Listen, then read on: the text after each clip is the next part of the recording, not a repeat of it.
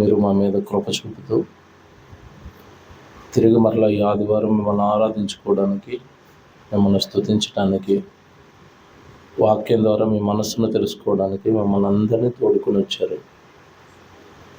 మా ఎడల మీరు చూపుతున్న ప్రేమను బట్టి మీకు స్తోత్రాలు తండ్రి.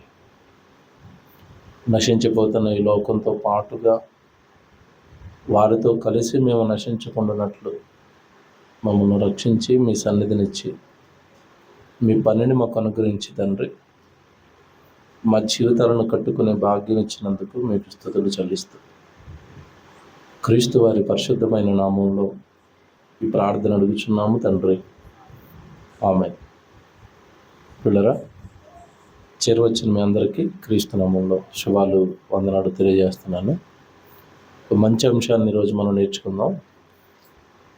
గతం మరిచిన మనిషి అన్నది నేటి కొరకు ఏర్పాటు చేయబడిన అంశము.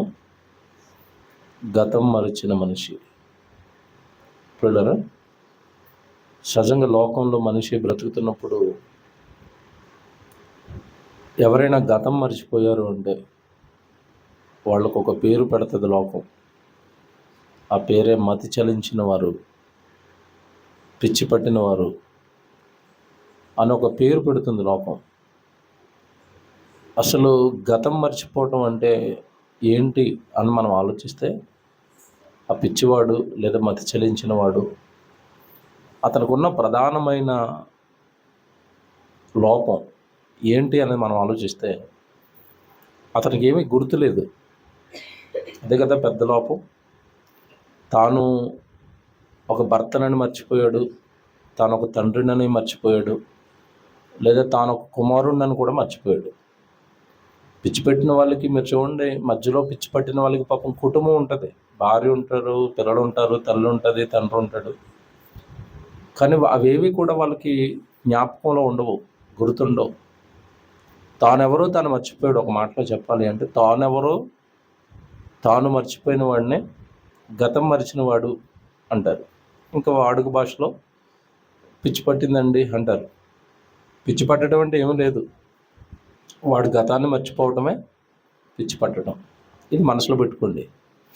అంటే లోకంలో గతం మర్చిపోయిన వాడిని ఏమంటారో జ్ఞాపకం చేశాను. గతం మర్చిపోయిన వాడిని సమాజం ఎలా చూస్తుందో మీకు తెలియదు కాదు, రైట్? ఇప్పుడు గతం మరిచిన మనిషి అని మనం మాట్లాడుకోవడానికి గల కారణం ఏంటంటే, ఇప్పుడు ఎవరైతే మతి చెల్లించిన వ్యక్తి ఉంటాడో అతను మీరు కూర్చోబెట్టి నీ పేరేంటి అని అడిగామనుకోండి, పేరు చెప్తాడా? చెప్పడం. పేరు గుర్తుంటుందా? ఉండదు. పోనీ మీ ఊరేంటి అని అడగండి, ఊరు పేరు చెప్తాడా? చెప్పడు. ఈ మనసులో పెట్టుకోండి. పేరు గుర్తుండదు, ఊరు గుర్తుండదు. తర్వాత మీ అమ్మ నాన్నలు ఎవరైనా అడిగితే తెలీదు అంటాడు. అమ్మ నాన్నలు ఎవరో నాకు తెలీదు. ఇప్పుడు ఇతను ఇవన్నీ మర్చిపోయాడు కనుక, అంటే అమ్మనాళ్ళు మర్చిపోయాడు కనుక, సొంత ఊరు మర్చిపోయాడు కనుక, తానెవరో తాను మర్చిపోయాడు కనుక ఎక్కడ పడితే అక్కడ తిరుగుతాడు. తిరుగుతాడా? తిరగడా? తిరుగుతాడు. ఎక్కడ పడితే అక్కడ పడుకుంటాడు. ఆకలేస్తే తింటాడు. జుట్టు పెంచుకుంటాడు, గడ్డం పెంచుకుంటాడు, సరిగా స్నానం చేయడు. తర్వాత మీరు కొంతమందిని చూస్తే వాళ్ళేవో చాలా కాస్ట్లీ వస్తువులు అన్నట్టుగా 2 బ్యాగులు భుజాన్ని వేసుకుని తిరుగుతూ ఉంటారు. చూడండి, ఒక 2 బ్యాగులు ఉంటాయి. ఈ భుజం మీద ఒక బ్యాగు, ఈ భుజం మీద ఒక బ్యాగు. ఎప్పుడైనా మీరు ఆ బ్యాగ్ ఓపెన్ చేసి చూడండి, అందులో ఏముంటాయి? విలువైనవి ఉంటాయా? ప్లాస్టిక్ బాటిళ్ళు, చిరిగిపోయిన బట్టలు, పేపర్ ప్లేట్లు, గ్లాసులు, పేపర్ గ్లాసులు. అంటే ఎందుకు పనికిరానివి భుజం మీద వేసుకుని అవి మోసుకుని వెళ్ళిపోతూ ఏదో పెద్ద పని చేస్తున్నట్టుగా, అర్జెంటుగా వెళ్ళిపోతున్నట్టుగా స్పీడ్గా నడుచుకుని వెళ్ళిపోతూ ఉంటాడు. మీరు చూడండి, అలాంటి వాళ్ళకి మనం భోజనం పెట్టినా కూడా సరిగా తినడం. అటు ఇటు కలుపుతాడు, సగం తింటాడు, సగం కింద వేస్తాడు, ఆ ప్లేట్ అలా విసిరేస్తాడు, వెళ్ళిపోతాడు. ఇది మీకు ఐడియా ఉంది కదా? మనసులో పెట్టుకోండి. ఇది మనసులో పెట్టుకోండి. అంటే మన కళ్ళ ముందు గతం మరిచిన మనిషిని మనసులో పెట్టుకోండి. ఇప్పుడు బైబిల్ ప్రకారం దేవుడిని అడిగితేనండి, దేవుడు కూడా మనుషులకి ఏం చెప్పాడంటే, మీరు కూడా మీ గతాన్ని మర్చిపోయారని చెప్పాడు దేవుడు బైబిల్లో. గతం అంటే మనకి ముందు జరిగినవన్నీ మర్చిపోవటమే గతం మర్చిపోవటం కదా. వాడి జీవితంలో ముందు జరిగినవన్నీ మర్చిపోవటమే గతం. గతం అంటే జరిగిపోయిందే కదా. గతం అంటే అర్థం ఏంటి? జరిగిపోయిందని. జరిగిపోయిన దాన్ని మర్చిపోవటాన్ని గతం మర్చిపోవటం అంటే, ఇప్పుడు భూమి మీద ఉన్న మనిషిని అడుగుదాం, నువ్వెప్పుడు పుట్టావు అని మనిషిని అడిగావు అనుకోండి, మనిషి చెప్పే సమాధానం ఏంటంటే, నేను పలానా డేట్ని పుట్టానని డేట్ వేసుకుంటాడు, బర్త్డే డేట్ ఆఫ్ బర్త్ 04/05/1986. అది నాకు మా అమ్మ నాన్న వేసిన బర్త్డే డేట్. అది 4వ నెల 5వ తారీఖు 1986లో నువ్వు పుట్టావని డేట్ వేశారు. నాకే కాదు, మీకు డేట్లు ఉంటాయి, ప్రపంచంలో ఉన్న వాళ్ళందరికీ ఏముంటాయి? డేట్స్ ఉంటాయి, బర్త్డే డేట్లు. అంటే మనిషి జన్మ అక్కడి నుంచి ప్రారంభమైందని అక్కడ డేట్ వేసుకుని అక్కడి నుంచి అతని గతం అన్నట్టుగా చెప్పారు. అంతేనా? ఇప్పుడు అతనికి ఇప్పుడు నాకు వస్తే, నాకు రేపే అనుకుంటా 4వ తారీఖు వస్తే 40 years వస్తాయి. నా గతం ఏంటంటే, నా గతం ఏంటని ఎవరైనా నన్ను అడిగితే, నా గతం ఏంటని ఎవరైనా ఆలోచిస్తారు అంటే, రేపు 40 సంవత్సరాలు వస్తాయి కనుక గడిచిపోయిన 39 సంవత్సరాలు నా గతం. మీ వయసు ఇప్పుడు 30 ఏళ్ళు అనుకోండి, మీకు గడిచిపోయిన 29 సంవత్సరాలు మీ గతం. అదే చెప్పింది లోకం గతం అంటే జరిగిపోయింది. అసలు తెలివిగా ఆలోచిస్తే బైబిల్ ప్రకారం తెలివిగా ఆలోచిస్తే, నీ జన్మదినం రహస్యం అన్నాడు బైబిల్లో దేవుడు. అన్నాడా? అంటే అర్థం ఏంటి? నువ్వు ఎప్పుడు పుట్టావో నీకు తెలీదు. తల్లి గర్భంలోకి ఎప్పుడు వచ్చావో తెలీదు.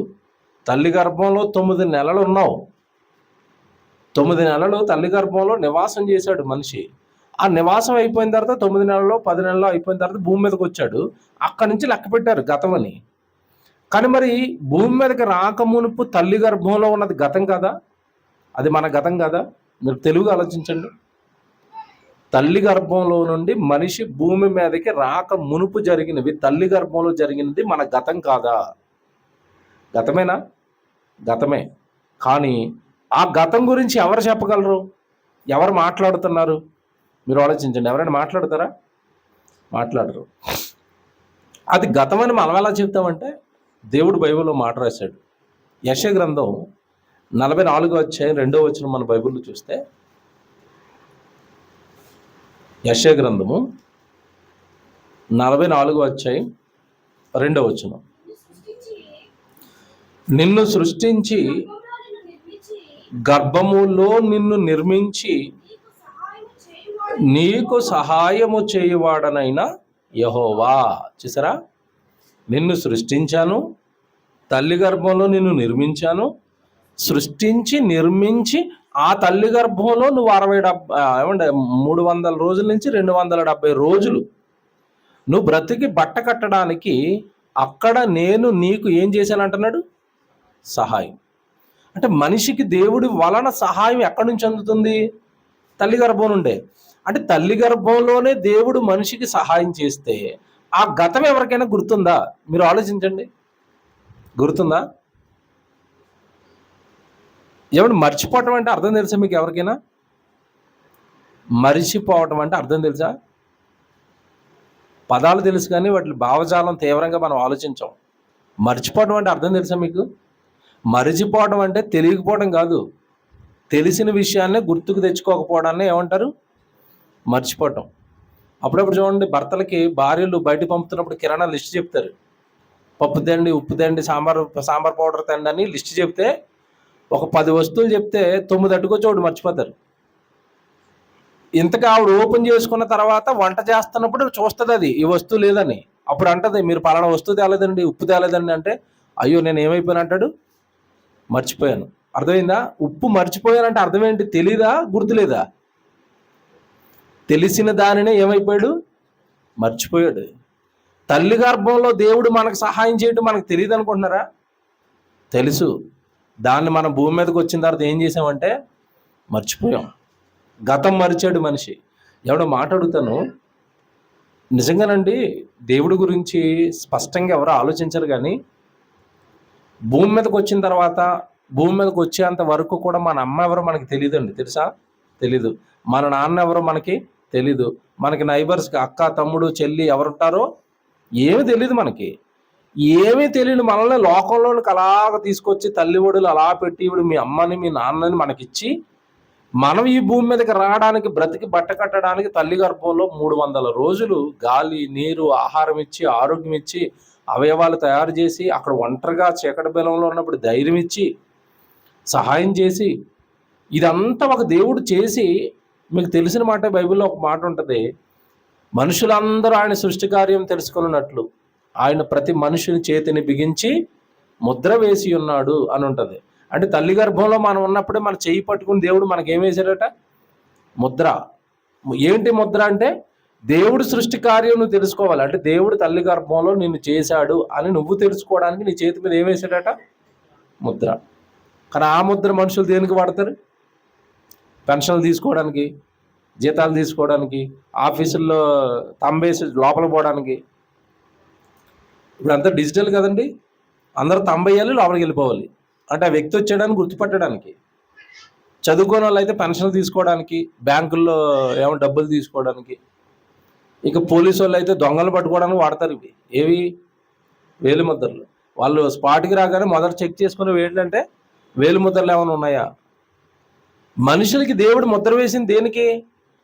మనుషులందరూ ఆయన సృష్టి కార్యము తెలుసుకున్నట్లు. అంటే ఈ ముద్రను బట్టి దేవుని తెలుసుకుంటామని తల్లి గర్భంలో మనం ఉన్నప్పుడే దేవుడు మన చేతికి ముద్ర వేసి లోకానికి పంపితే భూమి మీదకి వచ్చిన మనిషి, భూమి మీద ఈ రంగురంగు లోకాన్ని చూసిన మనిషి, పెంచిన అమ్మ కొద్ది రోజులకి ఊహ తెలిసిన తర్వాత అమ్మని గుర్తుపెట్టాడు, నాన్నని గుర్తుపట్టాడు. ఇవన్నీ ముందుకు వచ్చేసరికి, ఇవన్నీ అందుబాటులోకి వచ్చేసరికి అమ్మ అందుబాటులోకి వచ్చింది, నాన్న అందుబాటులోకి వచ్చాడు. జాగ్రత్తగా వినండి, ఆహారం అందుబాటులోకి వచ్చింది, ఈ లోకంలో ఉన్న రంగులు అందుబాటులోకి వచ్చాయి, ఈ లోకంలో ఉన్న రుచులు అందుబాటులోకి వచ్చాయి, ప్రజలు అందుబాటులోకి వచ్చారు. అమ్మ తర్వాత బంధాలు, తమ్ముడు చెల్లి అక్క, ఈ బంధాలన్నీ అందుబాటులోకి వచ్చాయి. ఇవన్నీ అందుబాటులోకి వచ్చిన తర్వాత ఏది మర్చిపోయాడు? గతం.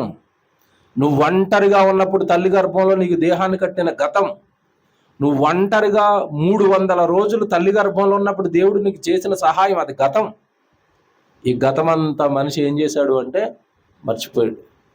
నేను నెమ్మదిగా జస్ట్ మన బ్యాక్ అంటే భూమి మీదకి మనం రాకమునుపు ఒక 9 నెలల క్రితం జరిగిన గతమే మనం మర్చిపోయామంటే పరలోకం నుండి బయలుదేరిన మన గతం మనకు గుర్తుంటుంది అసలు?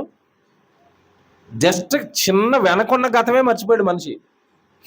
మీరు సహజంగా చూడండి, మనుషులు అప్పుడప్పుడు ఎవరికైనా ఒక సహాయం చేసిన తర్వాత వీళ్ళ సహాయం వల్ల వాళ్ళు ఏదైనా కొంచెం ఆర్థికంగా స్టెబుల్ అయ్యి లేదంటే లోకంలో గొప్పవాడు అయ్యాడు అనుకోండి, ఆ గొప్పవాడు అయిపోయిన తర్వాత గొప్పవాడిని అవ్వడానికి సహాయం చేసిన వాళ్ళు మర్చిపోయాడు అనుకోండి, ఇతను ఏమంటాడు చెప్పండి? ఆ ఎదిగిన అతను పట్టించుకోకపోతే ఏమంటాడు?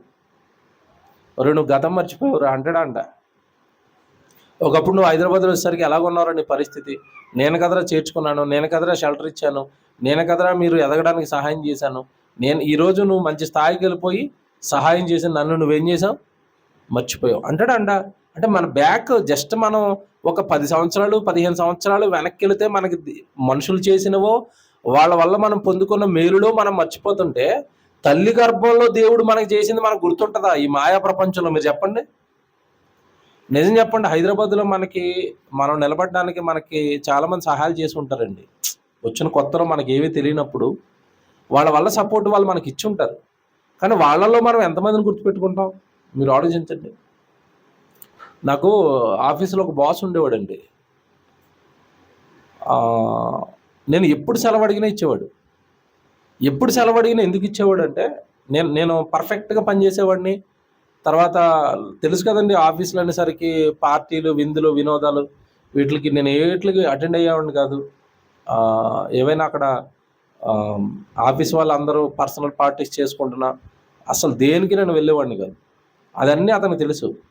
నేను లీవ్ అడిగితే కేవలం మీటింగ్స్కో దేవుడి దగ్గరికి వెళ్ళడానికో సెలవులు అడిగేవాడిని. అన్నట్లుగా అతను ఇచ్చేవాడు, సెలవులు ఇచ్చేవాడు. అందరూ అతని మీద అనలేరు కదా, బాస్ని ఏమనలేరు కదా.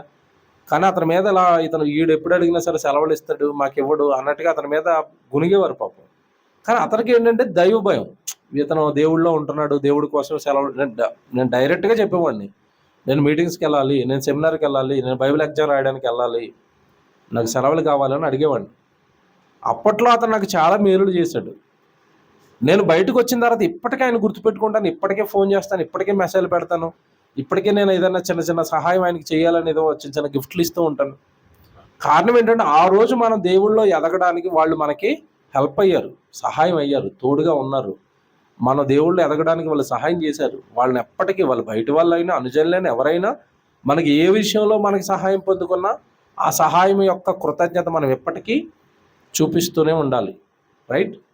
ఇప్పుడు లోకంలో ఆ కృతజ్ఞత మనం చూపించలేదనుకోండి, మనుషులు మాట్లాడే మాట, ఒరే నువ్వు గతం మర్చిపోయావు, ఇప్పుడు బాగున్నావు కదా అని బ్యాక్ స్టెప్స్, నువ్వు వెనకాల ఉన్నప్పుడు ఎంత దీనమైన స్థితిలో ఉన్నావో, ఎన్ని సహాయాలు నా వల్ల పొందుకున్నావో అవన్నీ నువ్వు మర్చిపోయావు అని అంటారా అనరా? అంటారు. ఇప్పుడు మీరు చదువుకున్న మాట, నిన్ను సృష్టించి తల్లి గర్భంలో నిన్ను నిర్మించి నీకు సహాయం చేయువాడనైనా యెహోవా. అంటే తల్లి గర్భంలో సహాయం చేసిన దేవుడు ఆ సహాయాన్ని మనం మర్చిపోతే నువ్వు గతం మర్చిపోయావని అంటాడా? మీకు మాట్లాడుతానండి. అంటే తల్లి గర్భంలో ఈ దేహ నిర్మాణం జరిగించింది ఎవరిప్పుడు? దేవుడు.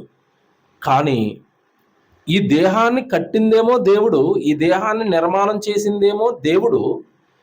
ఈ దేహముతో దేవుడు పని చేయడానికి మన సాకులు చెబుతామని చెప్పమా? ఈ దేహాన్ని దేవుడికి ఇవ్వడానికి ఎన్ని సాకులు చెప్తాం? ఈ దేహానికి ఉన్న కాలం, టైము, సమయం, ఆదివారం ఆరాధన నేను వెళ్ళాలి, మంగళవారం బైబిల్ తరగతి నేను వెళ్ళాలి, రేపు ఏదో ఎక్కడో ఒక సభ జరుగుతుంది నేను వెళ్ళాలి, దేవుడి సన్నిధికి నేను వెళ్ళాలి. దేహమేమో దేవుడిది, ఈ దేహానికి ఇచ్చిన ఆయుష్కాలమేమో దేవుడిది. కానీ ఈ దేహాన్ని కానీ కాలాన్ని కానీ దేవుడికి మనం ఇస్తామా? సరైనగా, ప్రాపర్గా, ఖచ్చితంగా ఇది దేవుని సమయం, నేను దేవునికి ఇచ్చేయాలి, ఇస్తారండి? ఇవ్వరు. అలా ఇవ్వనప్పుడు దేవుడు ఈ విషయంలో బాధపడతాడా లేదా? ఏ విషయాన్ని జ్ఞాపకం చేసుకుంటాడు? తల్లి గర్భంలో నేను కదరా ఆ దేహాన్ని కష్టపడి నీకు చేశాను, ఇప్పుడు నువ్వు పెరిగి పెద్దవాడై 20-30 ఏళ్ళు వచ్చేసరికి ఆ దేహం పెరిగేసరికి ప్రారంభంలో ఆ దేహాన్ని కట్టిన నన్ను నువ్వు మర్చిపోయావని అంటాడా? దేవుడు? బాగా ఆలోచించండి. అండి, మనం కనిపించిన పిల్లడు మన మీద తిరగబడినా, మనం కనిపించిన పిల్లడు మనకు ఉపయోగపడినా, ఒరే నువ్వు గతం మర్చిపోయావురా, నేను చిన్నప్పటి నుంచి నన్ను కనిపించానని మనం అనవా? మాట అంటారా అనరా అమ్మనాళ్ళు? అలాంటప్పుడు ఈ దేహాన్ని దేవుడికి ఇవ్వకపోయినా ఈ దేహానికి ఇవ్వబడిన సమయం, కాలం, ఆరాధనకి సమయం ఆరాధనకి ఇవ్వాలి, రాత్రి బైబిల్ చదువుకునే సమయం బైబిల్కి ఇవ్వాలి, ప్రార్థన చేసుకునే సమయం ప్రార్థనకి ఇవ్వాలి. మనకు అందుబాటులో ఎక్కడ సభ జరిగినా ఆ సభకు మనం వెళ్ళాలి, కూర్చోవాలి, దేవుడి మాటలు వినాలి. ఎందుకంటే దేవుడి సన్నిధిలో ఒక దినము గడుపుట 1000 దినముల కంటే శ్రేష్టం. అది మనం మర్చిపోతే ఎలాగా? దేవుడి సన్నిధిలో గడపడం శ్రేష్టం అన్న మాట మనం మర్చిపోతే ఎలాగా? అంటే జీతాన్ని పోగొట్టుకుంటున్నాం. 1000 దినాలు మనకు వచ్చే జీతం, ఒక్కరోజు దేవుడి సన్నిధిలో గడిపితే 1000 దినాలు జీతం, 1000 దినాల శ్రేష్టత మన జీవితంలోకి వస్తున్నా మనకేవో లోక సంబంధమైన ఉద్యోగాలు, పనులో, పిల్లలో, కుటుంబమో, సంసారమో, బంధువులో, విందులో, వినోదాలు ఏవో మన షెడ్యూల్లో ఉంటాయి. దేవుడికి ఇవ్వాల్సిన సమయాన్ని మనం దేవుడికి ఇవ్వం. అప్పుడు ఈ మాట దేవుడు జ్ఞాపకం చేసుకుంటాడు లేదా? తల్లి గర్భంలో ఆ దేహాన్ని నేను కడితే ఆ గతంను మర్చిపోయి ఆ దేహాన్ని నాకివ్వడానికి, ఆ దేహం నుండి వచ్చిన బలం నాకు ఇవ్వడానికి, అంతే కదా? యవ్వన కాలమున కాడి మోయుట నరునికి మేలు అన్నాడు. అంటే యవ్వన బలాన్ని ఎవరికి ఇవ్వాలి? దేవుడికి ఇవ్వాలి. ఆ యవ్వన బలాన్ని మనం వాడేసుకుంటున్నప్పుడు, మన సొంత కార్యక్రమాలకు వాడుకుంటున్నప్పుడు, మన ఉద్యోగాలు, వ్యాపారాలు, చదువులు, సంపాదనలు అంటే మరి దేవుడికి ఇంకెప్పుడు ఇస్తాం? కాలాన్ని, సమయాన్ని ఎప్పుడు ఇస్తాం? దేవుడికి మన పని ఎప్పుడు చేస్తాం? ఫుల్ ఫ్లెడ్జ్డ్గా నేను దేవుడి కొరకు ఉపయోగపడతానన్న ఆత్మ సంతృప్తి మనకి ఎప్పుడు ఉపయోగపడుతుంది? మనకి ఎప్పుడు వస్తుంది? గతం మరవటం అంటే అర్థం ఏంటంటే, మనిషి భూమి మీద పుట్టిన తర్వాత డేట్ వేసుకున్నాడు, ఇక్కడి నుంచి నేను పుట్టాను అని. కానీ తల్లి గర్భంలో ఉన్న గతాన్ని మనిషి ఏం చేశాడు? మర్చిపోయాడు. దాన్ని బైబిల్లో పదే పదే జ్ఞాపకం చేస్తాడు దేవుడు. పదే జ్ఞాపకం చేస్తాడు. నీ గతం మర్చిపోయావు, తల్లి గర్భంలో నేను చేశాను. మీకు తెలిసిన మాట, కీర్తన గ్రంథం 139 చదువుతున్నప్పుడు, నా అంతరింద్రియములను నీవే నిర్మించితివి, నా తల్లి గర్భమందు నన్ను నిర్మించిన వాడవు నీవే. మీకు తెలియని మాటలు కాదు కదా అవి. తల్లి గర్భంలో నన్ను నిర్మించిన వాడవు నీవే. అది నేను ఆలోచిస్తున్నప్పుడు నాకు ఆశ్చర్యము, భయము కలుగుతుంది అంటాడు దావీదు గారు. ఆయన జ్ఞాపకం చేసుకున్నాడా? నిజంగానండి, దావీదు గారు ఎంత బాగా జ్ఞాపకం చేసుకున్నాడంటే ఒక మాట చూపిస్తాను మీకు. అది అక్కడ చదువుతాము ఒకసారి. 139వ కీర్తనలో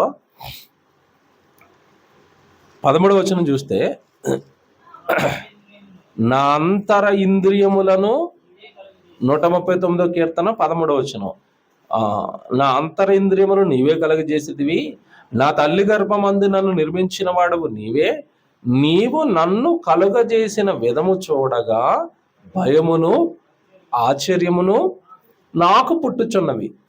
నీవు నన్ను కలగజేసిన విధము, నువ్వు నన్ను సృష్టించిన విధానం చూస్తే అది నాకు భయమును ఆశ్చర్యము. ఇప్పుడు చెప్పండి, దావీదు గారు గతం మర్చిపోయాడో గుర్తుపెట్టుకున్నాడా?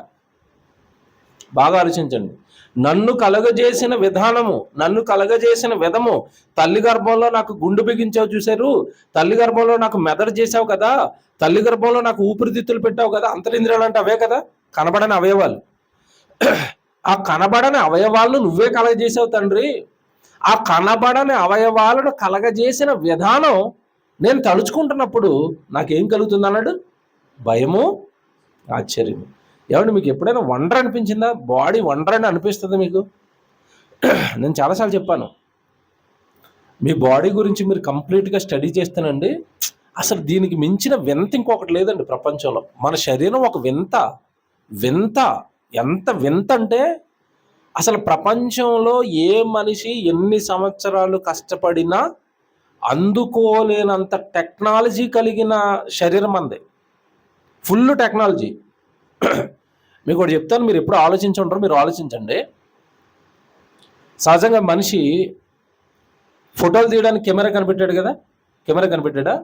ఇప్పుడు ఫోటో ఇలా తీయాలనుకున్నప్పుడు మీరు చూడండి, ఎప్పుడైనా ప్రొఫెషనల్ కెమెరామెన్స్ ఆ కెమెరా తెచ్చేటప్పుడు ముందు ఇది ఉంటుంది కదా, కెమెరా చూసే కన్ను ఉంటుంది కదా, దాన్ని శుభ్రంగా క్లీన్ చేసుకుని తెస్తాడు. చాలామంది కూడా ఫోటోలు తీయాలనుకున్నప్పుడు ఇలా రుద్దు ఫోటో తీస్తారు, చూసారు లేదు? అంటే కెమెరా క్లారిటీగా రావాలంటే ఇక్కడ ఉన్న డస్ట్ ఏమవ్వాలి? పోవాలి. ఇక్కడ ఏమైనా మరకలు ఉంటే ఫోటో క్లారిటీగా రాదు, రైట్? ఇప్పుడు ఫోన్ కొన్న కెమెరా నీకు ఇలా తుడుస్తున్నావు, క్లీన్ చేస్తున్నావు కదా. ఇప్పుడు మనిషికి కెమెరా ఏంటి చెప్పండి? మనిషి కెమెరా ఏంటి? కన్ను. దాన్ని ఎవడు తుడుతున్నాడు చెప్పండి? మనమే తుడుచుకుంటాం. ఎలా తుడుచుకుంటాం తెలుసా? రెప్ప ఇలా వేసి తీశారంటే పైన పడిన డస్ట్ అంతా క్లీన్ చేసేస్తుంది అది. కను రెప్పేసి తీయటం అంటే ఏంటనుకుంటున్నారు? అది కళ్ళను క్లీన్ చేసుకోవటం, కళ్ళ మీద పడిన డస్ట్ క్లీన్ చేసుకోవటం. కళ్ళల్లో ఒక నరం, చిన్న నరం వచ్చి ఆ నరంలోంచి చిన్న వాటర్ లీకేజ్ అవుతూ ఉంటుంది. లిటిల్ బిట్ చిన్నది, మనకి తెలియని చాలా చిన్న వాటర్ లీకేజ్ అవుతూ ఉంటే ఆ నరంలో నుంచి వచ్చిన వాటర్ ఈ రెప్పలో రిలీజ్ అయితే ఆ రెప్ప ఇలా పడి తీయటం అంటే అర్థం ఏంటనుకుంటున్నారు? అది మీరు కన్ను రెప్పలు ఎందుకు వేస్తారు తెలుసా మీకు? కళ్ళను కడుక్కోవడానికి, కళ్ళను తుడుచుకోవడానికే. మనకి తెలియకుండానే మన కళ్ళు ఎవరు క్లీన్ చేస్తున్నారు? మన రెప్పలు క్లీన్ చేసేస్తున్నాయి. మీకు ఇంకో విషయం చెప్పనా, మీరు ఆలోచించరు ఎప్పుడు. సహజంగా కెమెరా చూస్తున్నప్పుడు డోర్ వేసామనుకోండి, ఏమైనా కనబడుతుందా? కనబడదు. మరి మన కళ్ళు రెప్పేసి తీస్తున్నాం కదా, అంటే మన కళ్ళుకి గుడ్లు ఈ రెప్ప ఏమైంది? అడ్డొచ్చింది కదా. అడ్డొచ్చినప్పుడు విజువల్ ఏమైపోవాలి? బ్లర్ అయిపోవాలి. కానీ ఎప్పుడైనా మీరు రెప్ప కొడుతున్నప్పుడు విజువల్ బ్లర్ అవుతుందా? ఎందుకు అవ్వదు చెప్పండి? మీకు అర్థమే, మీరు ఆలోచించరు ఇవేమి. మనం రెప్పేసి తీసామండి, కానీ విజువల్ అలాగే ఉంటుంది. ఇప్పుడు నేను బైబిల్ చూస్తున్నాను అనుకోండి, ఇలాగా బైబిల్ చూస్తున్నప్పుడు రెప్పేస్తానా వేస్తాను. నేను రెప్పేసాను కదండి, ఇది నాకు బ్లర్ అవుతుందా? అవదు. అలాగలాగా ఇదే దేవుడు వాడిన టెక్నాలజీ. ఏంటో తెలుసా? ఈ టెక్నాలజీ చెప్తాను చూడండి, అసలు మీకు బుర్ర పాడైపోద్ది. ఎడిటింగ్ చేసే వాళ్ళకి అర్థమవుతుంది ఇది. ఎడిటింగ్ చేసే వాళ్ళు ఈ విజువల్ కలపాలి అంటే మధ్యలో ఈ రెండింటిని కలపడానికండి దీనికి మధ్యలో ఉన్న స్పేస్ కట్ చేసి రెండు ఇలా అతుకుతారు. అలా అతికినప్పుడు ఈ విజువల్కి నెక్స్ట్ వచ్చే విజువల్ కంటిన్యూటీ కనబడుతుంది మనకి. అలాగే మనం ఇలా రెప్ప తీసి వేసే లోపండి మెదడు ఏం చేస్తుందంటే ఈ విజువల్ని మెదడులో ప్రింట్ చేసుకుంటుంది. ప్రింట్ చేసుకుని మధ్యలో మనం కన్ను ఇలా రెప్పేసి తీసేటప్పుడు మధ్యలో బ్లాక్ వస్తుంది కదా, ఆ బ్లాక్ని కట్ చేస్తుంది మైండ్. అప్పుడు నీకు కంటిన్యూటీ ఉంటుంది. అసలు నీకు ఆ మధ్యలో బ్లాక్ వచ్చిన సంగతి కూడా తెలీదు. ఎందుకు తెలియదు అంటే ఇక్కడ ఇంకొక విషయం ఏంటంటే కనురప్ప వేసి తీసే టైం అనేది చాలా స్పీడ్గా ఉంటుంది. ఆ స్పీడ్ వలన నువ్వు రెప్పేసావు అన్న సంగతి కూడా నీకు తెలీదు. నేను చెప్పింది అర్థమైందా? సో కళ్ళకే ఇంత టెక్నాలజీ పెట్టాడు. ఇవన్నీ దావీదు గారు ఆలోచించుకొని అక్కడ ఏమంటున్నాడు? నీవు నన్ను కలగజేసిన విధము చూడగా నాకు భయము, నెక్స్ట్ ఆశ్చర్యం. అంటే వండర్ తండ్రి, కన్ను ఒక ఒంటరి తండ్రి, ఊపిరితిత్తులు ఒంటరి తండ్రి, గుండె అసలు ఒంటరి తండ్రి. అది అసలు ఏ ఎలక్ట్రికల్ పవర్ లేకుండా 24/7 కొట్టుకునే మోటార్ చూశారు మీరు ప్రపంచంలో? ఏ పవర్ ఇవ్వకుండా ఏ మోటార్ అయినా కొట్టుకుంటుందండి? కొట్టుకోదు. 24/7 కొట్టుకుంటుంది మన మోటార్ ఇదే కదా, గుండె కదా, బ్లడ్ని పంప్ చేసేది. ఏ పవర్ ఇచ్చాను దానికి మీరు చెప్పండి? కరెంట్ ఎక్కడి నుంచి వచ్చింది దానికి? హార్ట్ కొట్టుకోవడానికి పవర్ ఎక్కడి నుంచి వచ్చింది? పవర్ ఎవరు ఇచ్చారు? ఏ పవర్ లేకుండా గుండె ఎలా కొట్టుకుంటుంది? ఏ పవర్ లేకుండా కళ్ళు ఎలా కనపడతాయి? కళ్ళు ఆటోమేటిక్ క్లీన్ అయిపోవడం ఏంటి? మనం త్రాగినవన్నీ కూడానండి నీళ్లు కానీ, రక్తంలో ఉన్న వేస్ట్ కానీ, ఇదంతా కూడా కిడ్నీలు ఫిల్టర్ చేస్తాయా? ఫిల్టర్ చేస్తాయి. ఫిల్టర్ చేసి అందులో ఉన్న బ్యాక్టీరియాని, అందులో ఉన్న పరికరాన్ని అన్నింటినీ కూడా యూరిన్ రూపంలో బయటకు పంపించేస్తూ ఉంటాయి. అవి క్లీనింగ్, బాడీ లోపల జరుగుతున్న క్లీనింగ్ అంటే అసలు ప్రపంచంలో మనుషులు ఎవ్వరు కూడా క్లీనింగ్ని చేయలేరు. ఇవన్నీ దావీదు గారు ఆలోచించుకుని ఏమంటున్నాడు? నీవు నన్ను కలగజేసిన విధము చూడగా నాకు భయమును ఆశ్చర్యమును కలుగుచున్నవి. అంటే ఇప్పుడు తల్లి గర్భంలో దేవుడి అవయవాలను చేసిన గతం ఏదైతే ఉందో అది దావీదు గారు గుర్తుపెట్టుకున్నాడా లేదా? గుర్తుపెట్టుకున్నాడు. కనుక దావీదు గారి జీవితం ఎలా సాగింది భూమి మీద? గతం గుర్తుపెట్టుకున్నాడు కనుక ఎలా సాగిందో తెలుసా? నేను దివారాత్రములు నీ బైబిల్ నేను ఏం చేస్తాను? ధ్యానిస్తాను. ఏమండి? తర్వాత దావీదు గారి గురించి రాయబడిన మాట ఏంటంటే కొత్త నిబంధనలో దావీదు తన తరము వారికి సేవ చేసి నిద్రించాడు, చనిపోయాడు. అంటే సేవ ఎందుకు చేశాడు? తన దేహంతో. పాటలు ఎందుకు రాశాడు? ప్రసంగాలు ఎందుకు చెప్పాడు? ప్రజలను పరిపాలించే ఆ బాధ్యత ఎందుకు తీసుకున్నాడు? ప్రజలందరినీ కూడా దేవుళ్ళలో ఉంచాలి అని సేవ ఎందుకు చేశాడు అంటే గతం గుర్తుపెట్టుకున్నాడు. ఏంటి గతం? తల్లి గర్భంలో దేవుడు దేహాన్ని నాకు చేశాడు కనుక ఈ దేహంతో భూమి మీదకి వెళ్ళిన తర్వాత నేను దేవుడి పని చెయ్యాలి. ఏమంటే నిజంగా మనం దేవుడి దగ్గరకు వచ్చే వాళ్ళు అందరూ కూడానండి, నేను ఈరోజు చెప్తున్న ఈ చిన్న విషయం ఇది మీకు తెలిసిన విషయమే. ఇది చాలా చిన్న విషయం. ఏంటది? తల్లి గర్భంలో ఈ దేహాన్ని నాకు దేవుడే చేశాడు అన్న మాట మనకు గుర్తుందనుకోండి, ఒక పక్క దేవుడి పని, ఒక పక్క మన పని, రెండు మన కళ్ళ ముందుకు వచ్చినప్పుడు మనకి ఈ విషయం గుర్తుంటే, ఏ విషయం? గతం. తల్లి గర్భంలో ఈ దేహాన్ని దేవుడు నాకు చేశాడు అన్న గతం మనకు గుర్తుందనుకోండి, ఇప్పుడు దేవుని పని వైపు వెళ్తామా, మన పని వైపు వెళ్తామా? మీరు ఆలోచించండి. దేవుని పని వైపు వెళతాం, దేవుడికి ఇస్తాం, దేవుడికి చేస్తాం, దేవుడు అనుకుంటాం. ఎందుకంటే గతం గుర్తుంది. ఈ దేహం నాది కాదు, ఈ దేహాన్ని తల్లి గర్భంలో దేవుడు నాకు చేశాడు. మీకు అర్థమవుతుందా? కనుక ఇవన్నీ బైబిల్లో దేవుడు మనకి జ్ఞాపకం చేసిన ప్రాథమిక బేసిక్స్ అండి. ఇవన్నీ దేహం నాది, తల్లి గర్భంలో నేను కష్టపడ్డాను, ఆ దేహం యొక్క ఫలాలన్నీ కూడా మీరు నాకు కూడా ఇవ్వాలి, మీకోసం మీరు వాడుకుంటున్నారు, ఆ దేహాన్ని వాడుకుంటున్నారు, మీరు గతం మర్చిపోయారు, ఆ గతంలో ఆ దేహాన్ని నేను కట్టాను.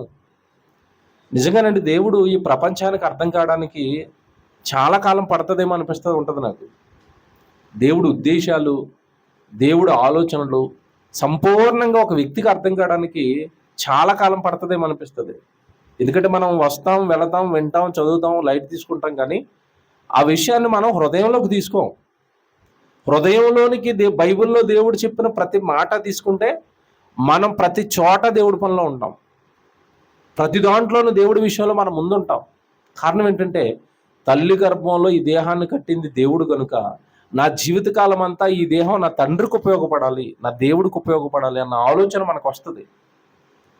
మీకు తెలిసిన మాటే బైబిల్లో, మీ దేహాలతో దేవుని ఏం చేయాలి? మహిమ పరచండి ఉందా? దేహాలతో దేవుని మహిమ పరచండి అని ఉంది. ఇంతకీ దేహంతో దేవుడికి మహిమ ఎలా వస్తుంది? ఎప్పుడైనా మీరు ఆలోచించారా? ఎలా వస్తుంది? దేహంతో దేవుడికి మహిమ రావాలట, దేహమే దేవుడికి మహిమ తేవాలి అట. ఎలా తెస్తుంది? యేసుక్రీస్తుల వారి దేహం దేవుడికి మహిమ తెచ్చిందా? తెచ్చింది. ఎలా తెచ్చింది? ఆయన దేవుడి కొరకు చేసిన ప్రసంగాలు, పనులు, శిలువయాగం, ఆ దేహంతో ఆయన దేవుడి కొరకు పడిన కష్టాలు, ఆ దేహంతో దేవుడి కొరకు ఆయన సమర్పించిన ఫలాలు, దేహము వలన దేవుడికి ఏం తెచ్చాయంటే మహిమ, కీర్తి. అంతే కదా? చేయుటకు నీవు నాకు ఇచ్చిన పని నేను సంపూర్ణముగా నెరవేర్చి భూమి మీద నేను నిన్ను మహిమపరచితిని అంటాడు. యేసుప్రభు చేసిన ప్రార్థన యోహాను సువార్త 17వ అధ్యాయంలో. అంటే పని చేసి దేవుడిని ఆయన ఏం చేశాడట? మహిమపరిచాడు. అసలు మనిషి పని ఎప్పుడు చేస్తాడు? దేవుడికి ఎప్పుడు చేస్తాడు? మీకు ఇది అర్థం అవుతుందో నీకు ఒక ఉదాహరణ చెప్తాను. మన సొంత తల్లి హాస్పిటల్లో ఉందనుకోండి, మనం ఎలా రియాక్ట్ అవుతాం? చెప్పాలి. తల్లిగారు హాస్పిటల్లో పడిపోయారు అనేసరికి మన రియాక్షన్ ఎలా ఉంటుందంటే చాలా స్పీడ్గా ఉంటుంది. అమ్మో మా అమ్మ పడిపోయింది. ఇప్పుడు ఆవిడ హాస్పిటల్లో పడగానే అంత రియాక్షన్ మనకి ఎందుకు వచ్చిందంటే మనకు గతం గుర్తుంది. ఏ గతం చెప్పండి? ఆవిడ మనల్ని కన్నది అని, ఆవిడ మనల్ని పెంచింది అని, ఆవిడ మనకి పాలిచ్చింది అని, నేను చదువుకునే వరకు నా మీద ప్రేమ చూపించింది అని, ఇప్పటికీ స్టిల్ నా మీద ప్రేమ చూపిస్తున్న వ్యక్తి ఆవిడేనని, ఈ గతం అంతా గుర్తుండబట్టి కదా ఏడ్చాం మనం. నిజం చెప్పండి. ఈ గతం అంతా గుర్తుండబట్టి కదా మనం పరుగున వెళ్ళాం ఎవరి దగ్గరికి? తల్లిగారి దగ్గరికి. ఇప్పుడు అదే ప్రేమ దేవుడి మీద మనకి కలగటం లేదంటే మనకు మైనస్ ఏంటి తెలుసా? ఇక్కడ మైనస్ ఏంటి చెప్పండి? గతం మర్చిపోయాం. తల్లి కంటే ముందు మనల్ని ప్రేమించిన దేవుడిని మనం ఏం చేసాం? మర్చిపోయాం. మీకు మాట్లాడగనా? తల్లి ముందు ప్రేమించిందా, దేవుడు ముందు ప్రేమించాడా? బాగా ఆలోచించండి. బిడ్డ పుట్టిన తర్వాత కదండి చూసినప్పటి నుంచి ప్రేమించింది తల్లి. అసలు తల్లి గర్భంలో మనం చేసింది ఎవరు? దేవుడు. ఇంకో మాట చెప్తాను. చాలా మంది అండి రూపాన్ని చూసి, అంటే వాళ్ళకున్న అందాన్ని చూసి ఆనందపడుతూ ఉంటారు. మంచిదే, ఎవరి రూపం వల్ల ఆనందపడుతుంది. రూపాన్ని చూసి ఆనందపడతాం, కానీ అసలు ఆ రూపం వల్ల మనం ఆనందపడతాం అంటే నువ్వు ఇలా ఉండాలని డిసైడ్ చేసింది ఎవరు? డిజైనర్ ఎవరు చెప్పండి? డిజైన్ ఇలా ఉండాలి, ఈవిడ ఇంత హైట్ ఉండాలి, లేదా ఈయన ఇంత హైట్ ఉండాలి, ఈయన పళ్ళు ఇలా ఉండాలి, ఈయన చర్మం ఈ రంగులో ఉండాలి, ఈయన ఇంత ఎత్తు ఉండాలి, ఈయన జుట్టు ఇలా ఉండాలి, ఈయన కాళ్ళు ఇలా ఉండాలి, ఈయన వేళ్ళు ఇలా ఉండాలి. ఏమంటే అవయవాలు అందరికీ ఒకటే, కానీ డిఫరెంట్. చెవులు, రకరకాల చెవులు ఉంటాయి. పెదవులు, రకరకాల పెదవులు ఉంటాయి. కళ్ళు, రకరకాల కళ్ళు ఉంటాయి కదా. ఇవన్నీ నువ్వు ఇలా ఉండాలేనో, మంచి కన్ను, ఒక మంచి చెవి, ఒక మంచి పన్ను, పళ్ళ వరుస కూడా వేరువేరుగా ఉంటుంది. కొంతమంది ఎత్తు, కొంతమంది డౌన్, కొంతమంది చక్కగా చిన్న పళ్ళు, రకరకాలు. ఇవన్నీ కూడానండి ఈవిడ ఇలా ఉండాలి అన్ని సమకూర్చి ఒక రూపం డిజైన్ చేసి డిసైడ్ చేసి బాగున్నాడు అని డిసైడ్ చేసి తల్లి గర్భంలో నిన్ను 9 నెలల ఆ డిసైడ్ అయిపోయిన రూపాన్ని మళ్ళీ పెద్దది చేసి, మీకు తెలుసా మనం తల్లి గర్భంలో మనం పడేసరికి మన సైజు ఎంత ఉంటుంది తెలుసా? 0.5 సెంటీమీటర్ అట. 0.5 సెంటీమీటర్స్ మన సైజు. ఎంత చిన్న సైజు అది. ఇంకా కొంచెం ముందుకెళ్తే, అంటే నేను చెప్పే సైజు ఒక 5వ నెలకి, 4వ నెల 5వ నెల మధ్యలో మన సైజు వచ్చి 0.5 సెంటీమీటర్. ఇంకా కొంచెం ముందుకు వెళ్ళిపోతే, అసలు వెరీ స్టార్టింగ్ బిగినింగ్ స్టేజ్కి వెళ్ళిపోతే మన బియ్యపు గింజ ఎంత ఉంటుందో అంత ఉంటాం మన తల్లి గర్భంలో. బియ్యపు గింజలా ఉన్న మనిషి ఒక 9 నెలలు 10 నెలలు అయ్యేసరికి తల్లి గర్భంలో ఎంత అవుతాడు? 3 కేజీలు అవుతాడు, 2.5 కేజీలు అవుతాడు. అంత పెద్ద రూపాన్ని అలా డిజైన్ చేసి అలా భూమి మీదకి పంపించి తల్లి చేతుల్లో పెడితే, తల్లి హాస్పిటల్లో పడితే గుర్తుంది, కానీ దేవుడు బాధపడతాడు నేను దేవుడి సన్నిధికి వెళ్ళకపోతే ఇది గుర్తుంటుందా? సో మనమంతా కూడా దేవుళ్ళు మనం మర్చిపోయింది ఏంటంటే మన గతం, దేవుడు పడిన కష్టం, తల్లి గర్భంలో మనల్ని చేసిన విధానం, ఈ భూమి మీదకి ఆయన మనల్ని పంపించడానికి ఆయన పడిన కష్టం, ఆయన మన మీద పెట్టుకున్న ఆశలు, ఆయన మన మీద పెట్టుకున్న సంకల్పం, ఆయన మన మీద పెట్టుకున్న ప్రణాళికలు, ఇవన్నీ మర్చిపోయి లోకంలో మనం ఏదో చేసేస్తూ మన గతం మర్చిపోయాం. ఆయన మనకు చెప్పిన పనులు కూడా మర్చిపోయాం. బాగా ఆలోచించండి. ఆ దేహాలతో నాకు మహిమ తండ్రి, ఆ దేహం నాది అంటే గతం గుర్తుంటే తెచ్చేవాళ్ళం మనం. ఆ గతంలో దేవుడు నాకు ఈ దేహాన్ని కట్టాడన్న గతం మనకు గుర్తుంటే ఆ మహిమ తెచ్చేవాళ్ళం. గతం మర్చిపోయాం కనుక భూమి మీద ఆయన కొరకు మనం ఎలా బ్రతకాలో మనకి అర్థం కావటం లేదు. మీకు కింద చెప్పాను కదా, వెరీ బిగినింగ్. గతం మర్చిపోయిన వాళ్ళు ఏమంటాం? పిచ్చివాళ్ళు అంటారు కదా. ఏమంటే మీరు బాధపడకూడదు, నేను మాట చెప్తాను వినండి. ఆ పిచ్చివాడి చేతులు ఈ భుజం మీద ఏముంటాయని చెప్పాను? 2 బ్యాగులు ఉంటాయి కదా. ఆ 2 బ్యాగుల్లో ఏముంటాయి? పనికొచ్చేవా, పనికిరానివి కదా. ఇది మనసులో పెట్టుకోండి. మనిషి భూమి మీద డబ్బు సంపాదిస్తున్నాడు అంటే ఒక బ్యాగ్ నిండా డబ్బు సంపాదించాడు అనుకుందాం, ఓ బ్యాగ్ నిండా బంగారం సంపాదించాడు అనుకుందాం. చచ్చిపోయే లోపు ఇటు భుజం మీద ఇటో బ్యాగ్ ఉంది. ఈ బ్యాగులు ఏమున్నాయి? డబ్బు. ఈ బ్యాగులు ఏమున్నాయి? బంగారం ఉంది. ఇప్పుడు ఆ వ్యక్తిని చూసి దేవుడు ఏమంటాడు చెప్పండి? అదేటండి, డబ్బు ఉపయోగపడుతుంది కదా, బంగారం ఉపయోగపడుతుంది కదా, అవి పనికొచ్చేవి కదా, పనికొచ్చేవి బ్యాగులు వేసుకుంటే పిచ్చోడు ఏంటండి అంటారా? ఇప్పుడు అవి ఎవరికి పనికి వస్తాయంటే చచ్చిపోయే నీకు పనికిరావు. పనికొస్తాయా? చచ్చిపోయేవాడు డబ్బు అడిగెళ్తాడా? చచ్చిపోయేవాడు బంగారం అడిగెళ్తాడా? ఎవరికి పనికిరావు అవి. అవి ఎవరికి పనికి వస్తాయి? నీ వెనకున్న వాళ్ళు పనిచేస్తాయి. వాళ్ళు ఎరుబాగులోళ్ళే. వాళ్ళు ఆ బంగారం అంతా మా అమ్మ ఇచ్చిందనో మా నాన్న ఇచ్చిందనో వాళ్ళు ఆ భుజాన్ని వేసుకుంటారు. ఆ బ్యాగ్ వాళ్ళ భుజాన్ని ఎంతకాలం ఉంటుంది చెప్పండి? మీరు తెలుగుగా ఆలోచించండి. వాళ్ళ తర్వాత వాళ్ళు మనవడు వేసుకుంటాడు భుజాన్ని, అమ్మో బంగారం అంటాడు. ఆడు భుజాన్ని వేసిన ఆడికి నొప్పి వచ్చి ఇంకొకటి వదులుతాడు. ఇందుకు ఎవరికైనా ఉపయోగపడుతున్నాయా? మీరు తెలుగుగా ఆలోచించండి. ఎవరికైనా ఉపయోగపడుతున్నాయా? ఉపయోగపడని దాన్ని మోస్తున్నవాడిని ఏమనాలో చెప్పాలి. ఇప్పుడు పెద్ద పిచ్చోళ్ళు ఎవరు చెప్పండి? బాగా ఆలోచించుకోండి. పెద్ద పిచ్చోళ్ళు ఎవరు? డబ్బు ఉంది, బంగారం ఉందని బ్యాగులు భుజాన్ని వేసుకుని ఓ ఆయాసపడతాను వాళ్ళు అందరినీ దేవుడు అంటున్నాడు. దిగంబరిగా ఆ లోకంలోనికి నువ్వు ఏమి తీసుకుని వెళ్ళలేదు. ఆ లోకంలో నుండి ఏమి నువ్వు తీసుకుని పోలేవు. మధ్యలో మోసే భారాలన్నీ ఏంటి చెప్పండి?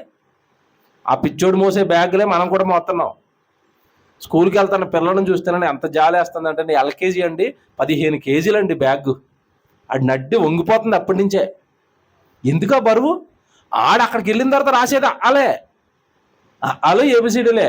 బ్యాగ్ మాత్రం 10 కేజీలు 15 కేజీలు. టెక్స్ట్ బుక్లట, ఏమంటే నోట్స్లట, డైరీలట.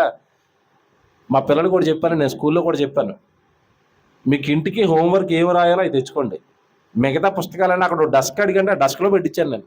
సగమే తెమ్మంటాను ఇంటికి, సగం తేనే ఉన్నాం. మీకు పనికిరానివన్నీ అక్కడ పడేయండిరా. పనికొచ్చే 4 పుస్తకాలు పట్టుకుని రండి. బరువులు మోయొద్దు. ఉపయోగం లేదండి. అడిగా వాళ్ళు వస్తే చాలండి, బైబిల్ చదువుకోవడం వస్తే చాలండి. లేదా లోకంలో ఉద్యోగం చేయాలంటే మీకు ఒక విషయం చెప్తాను, తెలుగు ఆలోచించండి. సర్టిఫికెట్ పెట్టి ఉద్యోగం ఏమిటో తప్ప సర్టిఫికెట్లో ఉన్న చదివేమన్నా ఉద్యోగాన్ని పనిచేస్తుంది? మీరు చెప్పండి. నిజంగా ఆలోచించండి మీరు. సర్టిఫికెట్లో ఉన్న చదివేమన్నా వాళ్ళు నేను చేస్తాను ఉద్యోగానికి, నేను 10వ తరగతిలో చదువుకున్నవన్నీ ఉపయోగపడుతున్నాను వాళ్ళు చేయొద్దండి. సంబంధమే ఉండదండి. మన ఎడ్యుకేషన్ సిస్టమ్ అలా తగలడింది. ఆడు చేస్తున్న ఉద్యోగానికి ఆడి సర్టిఫికెట్కి సంబంధమే ఉండదు. కానీ సర్టిఫికెట్ ఉంటేనే ఏమిస్తారు? ఉద్యోగం ఇస్తారు. దానికోసం పిల్లల్ని చంపేయడం ఎందుకు అంటున్నాను నేను. ఈ బరువులేసి బాధ్యతలేసి వాళ్ళు రగడి రగడి రగడి. పిల్లలు తెలుసు కదండి, మొన్న 10th క్లాస్ టైంలో ఎంతమంది చచ్చిపోయారో మీకు తెలుసా? వార్తలు చూస్తున్నారా? 10th క్లాస్ రిజల్ట్స్కి ముందు చచ్చిపోతున్నారు, ఇంటర్మీడియట్ రిజల్ట్స్కి ముందు చచ్చిపోతున్నారు. ఎందుకు చచ్చిపోతున్నారు? టెన్షను. పాస్ అవుతామా లేదా? మరీ విచిత్రమైన వార్త చూశానండి నిన్న. ఫెయిల్ అయిపోతానేమోనన్న భయంతో రిజల్ట్స్కి ముందు రోజు ఒకటి చచ్చిపోయాడు. తెల్లారు చూస్తాడు పాస్ అయి ఉన్నాడు. అంటే చచ్చిపోవడానికి కూడా తొందరగా చూసారా? ఒకరోజు ఆగలేడు చచ్చిపోవడానికి. ఇలా ఉంది సమాజం. కారణం ఏంటంటే ఈ చదువులని, ఉద్యోగాలని, వ్యాపారాలని బరువులన్నీ భుజాల మీద వేసుకున్నారండి. నేను ఒకటి చెప్తానండి, ఏ బరువుని భుజాల మీద వేసుకున్నా అది నిన్ను మోసేది, నువ్వు దాన్ని మోసేది 60-70 ఏళ్ళు తర్వాత మనిషి ఎక్కడికి వెళ్ళాలి తెలుసా? బైబిల్లో మాట చూపిస్తాను. ప్రసంగి గ్రంథం తీయండి ఒకసారి. ప్రసంగి గ్రంథము 10వ అధ్యాయము 14 వచనం చూడండి. ప్రసంగి గ్రంథము 10వ అధ్యాయము 14వ వచనం. కలుగబోవునది ఏదో మనుష్యులు ఎరుగక ఉండినను బుద్ధిహీనులు విస్తారముగా మాట్లాడుదురు. నరుడు చనిపోయిన తర్వాత ఏమి జరుగునో ఎవరు తెలియచేతురు. చూసారా? 60-70 ఏళ్ల తర్వాత నరుడు చనిపోతాడు. ఆ చనిపోయిన తర్వాత వాడికి ఏం జరుగుతుందో ఎవరు చెబుతారు అన్నడా? ఇప్పుడు చూడండి అసలు మాట 15వ వచనం. ఊరికి పోవు త్రోవను ఎరుగని వారై బుద్ధిహీనులు తమ ప్రయాసము చేత ఆయాస పడుతున్నారట. ఇది మీకు అర్థం అవ్వదు, టైం పడుతుంది, ఆలోచించాలా. ఊరికి పోవు త్రోవ ఎరుగని వారై, ఊరికి పోవు త్రోవ ఎరుగని వారై అంటే చనిపోయిన తర్వాత మనిషి ఒక ఊరికి వెళ్ళాలట. ఆ ఊరికి వెళ్ళాల్సిన త్రోవ ఏం చేశాడట? మర్చిపోయాడట. ఇందా చెప్పాను కదా, 2 బ్యాగులు వేసుకొని గడ్డం పెంచుకున్న వాడిని నీ పేరేంటని అడిగితే చెప్పాడా? చెప్పడు. మీ ఊరేంటని అడిగితే చెప్తాడా? చెప్పడు. ఎందుకు చెప్పడు చెప్పండి? ఊరు మర్చిపోయాడు. ఇప్పుడు భూమి మీదకి వచ్చిన మనిషిని కూడా ఏమంటున్నాడు దేవుడు? ఊరికి పోవు త్రోవ ఎరుగని వారై. బాగా భూమి మీద ఏం పడుతున్నారట? ఆయాసం, డ్యూటీ, ఓటీ. అబ్బబ్బబ్బా, అసలు రెస్ట్ లేదండి. ఆదివారం గుడికి రండి అంటే లేదండి ఆదివారం డ్యూటీ వేసారండి. ఏంటా డ్యూటీ లేటర్ ఆయన? డ్యూటీ దేవుడిని వదిలేసి దేవుడిని వదిలి దేవుడిని పనిని వదిలి ఏం డ్యూటీలు అన్నాను అవి? నువ్వు వెళ్ళవా ఊరికి? మీ సొంత ఊరికి వెళ్ళవా? ఏ ఊరు? మనుషులు ఏ ఊరు చెప్పండి? Original address. చచ్చిపోయినప్పుడు మన వాళ్ళు పాట పాడతారు, బతకుండగా పాడుకోవాలి అవి. చచ్చిపోయినప్పుడు శవం దగ్గర పాట పాడతారు, జ్ఞాపకం చేసుకోండి. పరదేశులము తండ్రి మేము పరదేశులము, యాత్రికులము తండ్రి, మేము యాత్రికులము. ఇంతకీ ఏ పరదేశి? ఈ దేశం అతను కాదట, యాత్రలో ఉన్నాడట, యాత్ర ముగించుకున్నాడట. ఎక్కడికి వెళ్ళిపోయాడు యాత్ర ముగించుకొని? దేవుని దగ్గరికి వెళ్ళాలి కదండి. మనిషి ఒరిజినల్ లోకం పరలోకం కదండి. పరలోకం నుండి భూమి మీదకి వచ్చాడండి మనిషి. అందుకే బైబిల్లో ఉన్న మాట, తరతరముల నుండి మాకు నివాస స్థలము నీవే, నీలో నుండి లోకానికి వచ్చాం తండ్రి. ఈ లోకంలో 60-70 ఏళ్ళు నీ కోసం యాత్ర చేయాలి, సువార్త యాత్ర. నరులారా తిరిగి రండి. ఆ భూమి మీద తిరిగి తిరిగి తిరిగి ఆ భూమి మీద మీరు సర్వలోకానికి వెళ్ళి సర్వసృష్టికి సువార్తను ప్రకటించి నా పని చేసి నువ్వున్న కాలంలో నాకు మహిమ తెచ్చి ఆ జీవితాన్ని ముగించుకుని మరలా నువ్వు నా దగ్గరకు తిరిగి రావాలి. కానీ ఈ త్రోవ మనిషి ఏం చేశాడట? మర్చిపోయాడట. 15వ వచనం అదేనా? ఊరికి పోవు త్రోవ ఎరుగని వారై బుద్ధిహీనులు తమ ప్రయాసము చేత. అంతే కదండి. ఇప్పుడు ఇందాక పిచ్చోడు వాడు ఎందుకు తిరుగుతున్నాడు? బస్ స్టాండ్లోనే వాడే ఉంటాడు, ఆ రైల్వే స్టేషన్లోనే వాడే ఉంటాడు, రోడ్డు మీద ఎక్కడ చూసినా వాడే ఉంటాడు. ఎందుకు తిరుగుతున్నాడు అంటే ఊరు మర్చిపోయాడు కనుక తిరుగుతున్నాడు. ఊరు గుర్తుందని కూడా తిరుగుతాడా? ఊరికి వెళ్ళిపోతాడు డైరెక్ట్గా. మీకు అర్థమవుతుందా? పిచ్చోడికి ఊరు గుర్తుంది అనుకోండి, డైరెక్ట్గా ఊరికి వెళ్ళిపోతాడు, వాళ్ళ ఇంటికి వెళ్ళిపోతాడు, వాళ్ళ ఇంట్లో ఉంటాడు. వాళ్ళ ఇల్లు వదిలేసి ఎందుకు తిరుగుతున్నాడు చెప్పాలి. ఊరు మర్చిపోయాడు. ఇప్పుడు మనిషి ఎందుకు ఆయాసపడుతున్నాడు భూమి మీద? ఆయాసం అంటే మీకు అర్థమైందా? దేవుడి దగ్గరకు కూడా రాలేనంత బిజీగా ఆయాసపడుతున్నాడు. పని, ఉద్యోగం, వ్యాపారం, చదువు, విందులు, వినోదాలు. ఏంటి ఆయాసం? ఏంటి ఆయాసం? మీరు ఇక్కడికి రండి, ఇక్కడ 5వ అధ్యాయానికి రండి. ఇదే ప్రసంగి గ్రంథంలో మీరు 5వ అధ్యాయానికి రావాలి. 10వ వచనం, 5వ అధ్యాయము 10వ వచనం అండి. 5వ అధ్యాయం 10వ వచనం. ద్రవ్యమును అపేక్షించువాడు ద్రవ్యము చేత తృప్తి నొందడు, ధన సమృద్ధిని ఆపేక్షించువాడు దాని చేత తృప్తి నొందడు. ఇది వ్యర్థమే. ధనాపేక్ష, ధనాన్ని సంపాదించాలి అని మనిషి పడుతున్న ప్రయాస అంతా కూడా వ్యర్థమట. తర్వాత మాట 11వ వచనం.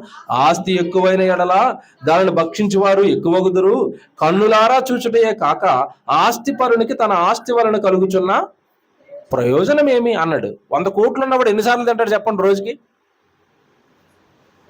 100 కోట్లు ఉన్నాయి కనుక 10 సార్లు తింటాడా? మానవ అన్నమే తినాలి. వాడేం తినాలి? ఆడికి డబ్బులు ఉన్నాయి కనుక బ్రౌన్ రైస్ తింటాడేమో, మనకు డబ్బులు లేవు కనుక మామూలు రైస్ తింటాం. మొత్తమే తినాల్సింది ఏంటి చెప్పండి? రైసే. ఆడి కాస్ట్లీ ఫుడ్ తింటాడు, మనమేమో కొంచెం ఇడ్లీ మామూలు. ఇప్పుడు టిఫిన్ చేయాలండి సామాన్యుడు, రోడ్డు పక్కన బండి దగ్గరికి వెళ్తాడు, 40 రూపాయలు అనుకుంటాను ఇప్పుడు, నాకు తెలిసి 30-40 కదా టిఫిన్ పొట్లం. టిఫిన్ చేస్తాడు, డబ్బులు లేవు కనుక రోడ్డు పక్కన 30-40 రూపాయలు ఇడ్లీ మనం తిన్నాం. ధనవంతుడు కూడా ఈ టిఫినే తింటాడు, ఇడ్లీ తింటాడు, వాడు మాత్రం చట్నీస్లోకి వెళ్తాడు. మీకు అర్థమైందా? చట్నీస్లో కూడా ఇచ్చేవి ఇడ్లీయే. కాకపోతే అక్కడ వాడు పేపర్కి అదే మన తినే ప్లేట్కి కొంచెం కోటింగ్ వేసి, కూర్చోవడానికి మంచి టేబుల్ వేసి, అక్కడ మంచి ఏసీ పెట్టి, ఆవిడకి సర్వ్ చేయడానికి ఒక మనిషిని పెట్టి, ఒక 2 చట్నీలు ఎక్కువేసి, మనం ఎక్కడేమో 40 రూపాయలకి తిన్న ఇడ్లీ ఆడు 350 రూపాయలు అంటాడు. అంతేనా? నాకు తెలిసి అదే ఉంటుంది అనుకుంటాను రేటు. చట్నీస్ 350-400. 2 ఇడ్లీయే ఇక్కడ తిన్నది, 2 ఇడ్లీయే. కానీ అక్కడ తిన్నదేమో ధనవంతుడు, ఇక్కడ తిన్నదేమో పేదవాడు. ఇంతకు మించి డిఫరెన్స్ ఏమైనా ఉంటుందో మీరు చెప్పండి. మామూలు ఇప్పుడు పేదవాళ్ళు మామూలు బట్టలు వేసుకుంటాం, 300 షర్ట్లు 400 షర్ట్లు, ఇవి బట్టలు మామూలు మనవి. కొంచెం అడిగి డబ్బులు ఉన్నాయి, ఏ బట్టలు వేసుకుంటాడు? రేమండ్ సూట్ వేస్తాడు, 10,000 షర్ట్ అంటాడు, 5,000 షర్ట్ అంటాడు, 4,000 షర్ట్ అంటాడు, 3,000 షర్ట్ అంటాడు. ఏ షర్ట్ అయినా సాయంత్రానికి కంపు వస్తుంది, తీసుకుని స్నానం చేయాలా. అంతేనా? ఇది నిజం. నువ్వు 4,000 షర్ట్ కొన్నావు కదా, ఇంకా 10 రోజులు వేసుకోవచ్చు, అది కంపేనా? ఏదైనా కంపే కదండి, ఏదైనా షర్టే కదండి. కాకపోతే వాడు కొంచెం రిచ్గా కనపడతాడు, మనమేమో జనరల్ కనపడతాం, మామూలు కనపడతాం. అదేనా అక్కడ దేవుడు చెప్పిన మాట? ధనవంతునికి కన్నులారా చూచుటయే కాక ఆస్తి పరునికి తన ఆస్తి వలన కలిగే ప్రయోజనము ఏమిటి అన్నాడు. వాళ్ళకి రోగాలు వస్తాయి, మనకి రోగాలు వస్తాయి, రావా? వస్తాయి. వాళ్ళకి వృద్ధాప్యం వస్తుంది, మనకి వృద్ధాప్యం వస్తుంది. వాళ్ళు చనిపోవాలి, మనము కూడా చనిపోవాలి. ధనం ఉన్న వాళ్ళకి చావు రాదా? వస్తుందా? వస్తుంది. ఇప్పుడు తర్వాత మాట చూడండి, అక్కడ తర్వాత మాట, ఆస్తి వలన ప్రయోజనం ఏమి అన్నాడా? కష్టజీవులు కొద్దిగా తినను, వాళ్ళు ఎక్కువగా సుఖనిద్ర పొందుతురు. అయితే ఐశ్వర్యవంతులకు తన ధన సమృద్ధి చేత నిద్ర పట్టదు అన్నాడు. లాభం లేకపోగా నష్టం ఉందన్నాడు. ధనవంతులు నిద్రపోరు, తెలుసా లేదా మీకు? మీకు తెలియదు, కానీ వాళ్ళు అడిగితే డైరెక్ట్గా లేదా వాళ్ళతో మీరు ఒక 4 రోజులు ట్రావెల్ చేస్తే అర్థమవుతుంది. ధనవంతుడు అవ్వడం వాడికి ఎవ్వడికి సుఖ నిద్ర ఉండదు, పనులు చాలా బిజీగా ఉంటాడు, తినడానికి టైం ఉండదు, పడుకోవడానికి టైం ఉండదు. ఇప్పుడు కిందకి రండి 15వ వచనానికి. 15వ వచనం ఇక్కడే, 15వ వచనం. వాడు ఏ ప్రకారముగా తల్లి గర్భము నుండి వచ్చెనో ఆ ప్రకారముగానే తాను వచ్చినట్లే దిగంబరిగానే మరలా పోవును. ఈ మాటలు పట్టుకోవాలి మీరు. వాడు ఏ ప్రకారముగా తల్లి గర్భము నుండి వచ్చెనో ఆ ప్రకారముగానే తాను వచ్చినట్లే దిగంబరిగా మరలా పోవును. ఎక్కడికి పోవాలి? ఎక్కడికి పోతాడు? వచ్చినట్లే పోవాలట. దిగంబరిగా వచ్చాడట, దిగంబరిగానే మరలా పోవాలి అట. అంటే పోయేటప్పుడు ఈ సంపాదించిన ఆస్తులు ఏమి రావా? ఒట్టి చేతులతో వచ్చాడట, ఒట్టి చేతులతోనే వెళ్ళిపోవాలి. నేను కొంతమందిని వాళ్ళు మాట్లాడుతుంటే అలా చూస్తూ నవ్వుకుంటామండి. మీరు ఎవరండి అంటే ఏమేమి చెప్తారు తెలుసండి? నేను డాక్టర్నండి అంటాడు. ఏంటి పుట్టినప్పుడు చెతస్కోప్ వేసుకుని పుట్టాడా? మీరు చెప్పండి. మీరు ఎవరండి అంటే నేను లాయర్నండి. మీరు ఎవరండి అంటే నేను ఇంజనీర్నండి. ఇదేంటిది? మనిషిగా ఏమంటే పరిచయం చేసుకోకుండా మనిషి ఉద్యోగం పేరుతో పరిచయం అవుతున్నాడు. ఆ ఉద్యోగం పుట్టినప్పుడు ఉద్యోగంతో పుట్టావా? కొంతమంది కులంతో పరిచయం అవుతారు. మీరు ఎవరండి? మేము రెడ్డిసం అండి. ఇదేంటిది? ఇది రోగం. మేము రెడ్డిసం అండి, మేము కాపులు అండి. కులంతో పరిచయం అవుతాడు, ఉద్యోగంతో పరిచయం అవుతాడు, కానీ మనిషి ఎవరో మనిషికి ఎప్పటికీ స్పష్టంగా తెలియదండి. వాడు వచ్చేటప్పుడు దిగంబరిగా వచ్చాడంటే అర్థం ఏంటంటే పుట్టేటప్పుడు కులం తీసుకుని రాలేదు. వాడు ఒక కులంలో పుట్టాడు, తల్లిదండ్రులు ఆ కులంలో ఉన్నారు కనుక వాడికి ఆ కులం వచ్చింది. కులం తీసుకుని రాలేదు, ఏమన్నా ఉద్యోగం తీసుకుని రాలేదు, డబ్బు తీసుకుని రాలేదు. మనిషి లోకానికి వచ్చేటప్పుడు ఒక్కలా వచ్చాడు. ఎలా వచ్చాడంటే దేవుని కుమారుడుగా, దేవుని కుమార్తెగా వచ్చాడు. దేవుని కుమారుడుగా, దేవుని కుమార్తెగా వచ్చిన వీడికి లోకంలో ఉన్నవన్నీ కూడా అంటుకున్నాయి. తర్వాత అంటుకున్న వాటితో పరిచయం చేస్తున్నాడు తప్ప పంపించిన దేవుడి పేరుతో ఎవరు కూడా పరిచయం ఎవరు. మీరు ఎవరండి అంటే చెప్పాల్సిన మాట ఏంటి తెలుసండి? ఒరిజినల్గా మీరు ఆలోచించండి. మీరు ఎవరండి అంటే చెప్పాల్సిన మాట ఏంటో తెలుసా? నేను దేవుని కుమారుడినండి. మీరు ఎవరండి? నేను దేవుని కుమార్తెనండి. మీ నాన్న ఎవరండి? మా నాన్న పరలోకంలో ఉంటాడండి. మీ ఊరు ఏంటండి? మాది పరలోకం అండి. ఇది కరెక్ట్ లాంగ్వేజ్ అండి. బాగా వినాలి. ఇది కరెక్ట్ లాంగ్వేజ్, బైబిల్ లాంగ్వేజ్, దేవుడు చెప్పిన లాంగ్వేజ్. ఇప్పుడు ఈ లాంగ్వేజ్ మీరు లోకంలో వాడారు అనుకోండి, లోకం మిమ్మల్ని ఎలా చూస్తుంది? పిచ్చోలో చూస్తుంది. నిజానికి వాళ్ళు పిచ్చోలో మనం పిచ్చోలో చెప్పండి. మీకు లాజిక్ అర్థం అవ్వాలి. మాది పరలోకం, మా నాన్న దేవుడు, మా నాన్న పరలోకంలో ఉన్నాడు, నేను ఆయన కొడుకుని, ఈ విశ్వం ఆయనదే, నేను చిన్నవానర్ని, ఈ విశ్వం అంతా మా నాన్నది. మేము 60-70 ఏళ్ళు ఈ విశ్వాన్ని అనుభవించడానికి వచ్చాం, ట్రిప్ వేయడానికి వచ్చాం. మా నాన్న 60-70 ఏళ్ళు ఉండమన్నాడు, ఆయనకి మహిమ తెమ్మన్నాడు. తర్వాత ట్రిప్ అయిపోయిన తర్వాత మేము ఆయన దగ్గరికి వెళ్ళిపోతాం అనండి. ఇలా మాట్లాడండి మీరు. లోకం మనల్ని ఎలా చూస్తుంది తెలుసా? పిచ్చోళ్ళ చూస్తుంది. ఆడేమంటాడంటే మీ ఊరు ఏంటంటే నాది permanent address Karimnagar, temporary address Hyderabad అంటాడు. అంతేనా? పర్మనెంట్ ఏమో కరీంనగర్ అట, టెంపరీ ఏమో హైదరాబాద్ అట. ఇప్పుడు మాట్లాడుతాను, కరీంనగర్ పర్మనెంట్ అన్నాడు కదా, 100 సంవత్సరాలు తర్వాత వెళ్తే పర్మనెంట్ అడ్రస్లో ఉంటాడా? పోయాడని అంటారా? పోయేది పర్మనెంట్ అడ్రస్ ఎలా అవుతుంది? మీకు అర్థమవుతుందా? మీ ఊరు ఎక్కడంటే మాది కర్నూలు అండి, మీ ఊరు ఎక్కడంటే మాది విజయవాడ అండి, మీ ఊరు ఎక్కడంటే మాది వెస్ట్ గోదావరి అండి. మనకి పర్మనెంట్ అడ్రస్లా ఇవి? హైదరాబాద్ టెంపరీ అట, ఊరేమో పర్మనెంట్ అట. ఆ ఊరు సొంతూరా? ఊరికి పోవు త్రోవ ఎరుగని వారై బుద్ధిహీనులు తమ ప్రయాసము చేత ఏం చేస్తున్నారట? ఆయాసం. నిజమండి. పరలోకం వెళ్ళాలనుకున్నవాడు లోక సంబంధమైన ఆయాసంలో ఉండడు. లోకంలో తినాలి గనక, లోకంలో బట్ట కట్టుకోవాలి గనక దానికి సరిపడే లిటిల్ బిట్ చిన్న ప్రయాస చాలండి. బట్టలకి తిండికి పెద్దగా ప్రయాసపడవలసిన అవసరత నాకైతే లేదు. ఏ చిన్న పని చేసుకున్నా తిండి బట్ట మనకి దొరుకుతుంది. కానీ దానికి మించి ఎక్స్ట్రాగా మనం ఆయాసపడుతున్నామంటే దీనికి మించి లోకంలో మనం ఏదో కోరుకుంటున్నాము. ఆ ఆయాసంలో పడి, ఆ ప్రయాసలో పడి ఒకటి మిస్ అయిపోయాడట. ఏం మిస్ అయిపోయాడట? అక్కడికి రండి, 10వ అధ్యాయం 15వ వచనానికి. 10వ అధ్యాయం 15వ వచనం. 10వ అధ్యాయం 15వ వచనం. ప్రసంగి గ్రంథం 10వ అధ్యాయము 15వ వచనం. ఊరికి పోవు త్రోవ ఎరుగని వారు, 10వ అధ్యాయం 15వ వచనం చెప్తున్నాను. ఊరికి పోవు త్రోవ ఎరుగని వారై బుద్ధిహీనులు తమ ప్రయాసము చేత ఆయాసపడుదురు. బుద్ధిహీనులు తమ ప్రయాసము చేత ఏమవుతున్నారట? ఆయాసం. ఇంతకీ ఎందుకు ఆయాసపడుతున్నారట?